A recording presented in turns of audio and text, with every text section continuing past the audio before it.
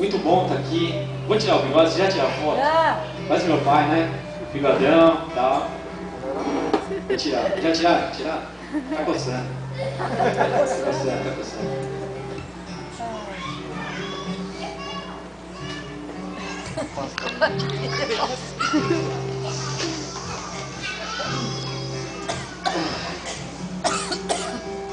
É difícil e fácil ao mesmo tempo de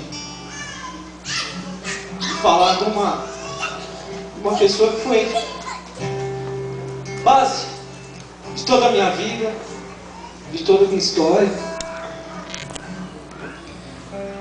que foi meu pai. Agradeço a Deus que Ele está aqui presente e eu podendo contar um pedacinho da minha história, do que eu sofri na rua, do que os meus pais sofreram dentro de casa comigo. Foi uma coisa assim, uma transformação de Deus. Foi de Deus. Vou contar um trecho só, uma pequena parte do que aconteceu na minha vida. Prestes a 2 semanas antes da minha conversão, eu conversando com a minha mãe, principalmente, eu perguntei para ela: mãe, o que está acontecendo na minha vida? E ela falou: você sabe o que está acontecendo na sua vida. Você sabe o que você precisa para que a sua vida possa mudar. E a vida inteira, desde a conversão do meu pai e da minha mãe, eles orando, orando, orando. E um certo dia, eu voltando para casa, Deus me livrou de um acidente de carro, totalmente alcoolizado. Na frente do para-choque do meu carro tinha exatamente a distância de um corpo. Não era um super-homem, não era a Mulher Maravilha que estava lá na minha frente. Simplesmente era Jesus Cristo que estava me segurando naquele momento. O meu carro não teve uma marca, não teve nada. Deus me livrou e falou: você sabe o que você precisa. Você sabe o que você precisa. E nisso, passando alguns dias, e eu não aceitando essa história, mais uma vez, cheguei em casa, totalmente alcoolizado, trombando nas paredes. A minha mãe levantou, veio ao meu encontro, falou: vai pro banheiro que seu pai não te vê. E no meio do fio que eu passei para ir pro banheiro, o meu pai estava de joelho na cama, na minha cama. Ele estava na minha cama, orando pela minha vida. E aquilo ficou na minha mente até hoje. Aquilo ficou na minha memória. Quando foi um certo dia, uns 2, 3 dias depois de tudo isso, eu tinha uma sociedade. Eu saí dessa sociedade totalmente transtornado. Falei: mãe, acabou tudo.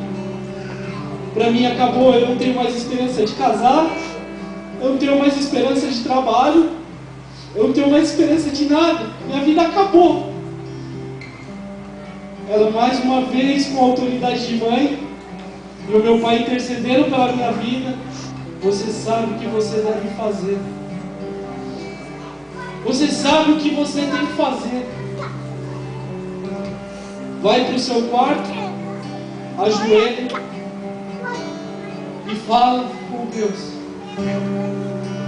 Fala com Deus.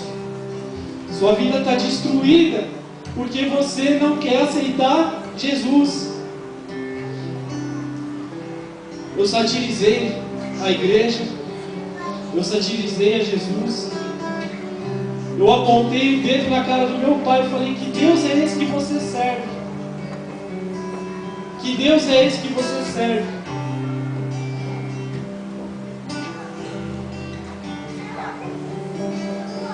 E olha o que ele fez comigo. Olha o que Ele fez na minha vida. Hoje eu tenho um trabalho digno. Achei que nunca mais ia casar. Eu falei, não vou casar mais. Acabou. Estou com 20 e poucos anos de idade, 28 anos de idade. Acabou, para mim acabou tudo. Acabou o casamento, acabou tudo. Tinha acabado de terminar o noivado. Falei para minha mãe, esquece, mano. Esquece. Seu filho vai morrer solteiro. Mentira. Diabo é acusador. Olha o tamanho da minha esposa ali. Aqui, ó. Pequenininha. Mas de Deus. Deus separou. Ali, ó. Uma mulher abençoada. Mas eu estou aqui. Contei um pedaço da minha vida, um pedaço do meu testemunho de vida. Passei por diversas outras coisas. Meus pais não queriam nem saber mais de mim. Falaram, esquece, acabou. Nós não tem, a gente não consegue falar com você. Você não deixa. A gente, sabe, a gente quer conversar com você e você não deixa. Você não deixa. Cheguei a ver até rato dentro da minha casa. Meu pai chutando o móvel lá, arrebentou o móvel lá, acabou com tudo. Pau do rato. E minha irmã, na época, crente, falou, mãe, para, que isso que ele está vendo aí é coisa do diabo. É para atormentar a família, para acabar com tudo. E nesse meio fio, fui para o meu quarto, dobrei meu joelho, falei, Senhor, não quero mais essa vida para mim. Vida imunda, vida de lixo. Ficava nas doidadas aí. Chegava de manhã, cheguei a ficar 4 dias fora de casa, minha mãe mandou até a polícia atrás de mim. Falei, pelo amor de Deus, não é isso que eu quero. Estou acabando com a vida da minha família. Meu pai não queria nem mais saber. Fui internado 4 vezes por causa de cigarro. Falei, eu não vou no hospital com ele, eu sei que o problema dele tem asma, mas quer fumar, fuma, deixa fumar. Vai pro inferno. Arrancou o cigarro, arrancou o vício da bebida. Só que eu só consegui isso por um motivo. Por um motivo. A minha família estava atrás de mim, com os 2 braços abertos, e pedindo, pelo amor de Deus, salva meu filho desse mundo. Salva meu filho desse mundo perdido. E Deus não. Tem muita gente que conhece a minha história aqui dentro. Tem muita gente que conhece cada passo meu aqui. O Ricardo não. O pastor Ricardo conhece detalhadamente a minha história.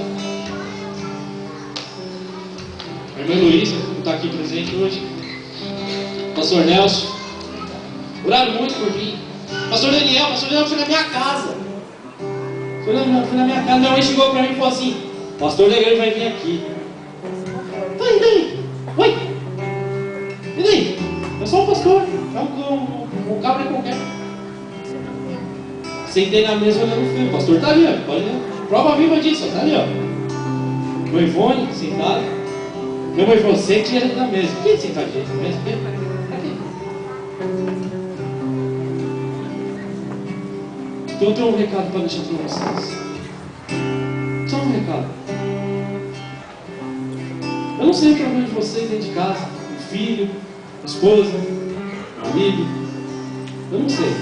Mas Deus sabe. Deus sabe. E Ele deixa um recado aqui. Da mesma forma que Ele escreveu, com o dedo dele, a minha história, Ele quer escrever a sua.